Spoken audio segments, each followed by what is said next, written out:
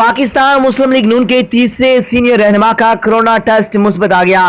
कराची में मुस्लिम लीग नून के रहनुमा और साबिका सेंटर निहाल हाशमी का कोरोना टेस्ट भी मुस्बत आ गया।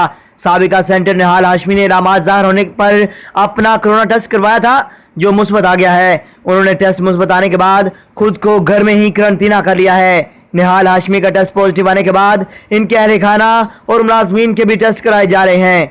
ख्याल रहे कि ईद के रोज खबर सामने आई थी कि मुस्लिम लीग नून के खैबर पख्तूनख्वा के सदर अमीर मकाम का भी कोरोना टेस्ट मुस्बत आया था और इससे कबल कुछ रोज पहले भी मुस्लिम लीग नून के डिप्टी सेक्रेटरी जनरल अता तारड़ का भी कोरोना वायरस टेस्ट मुस्बत आ गया था।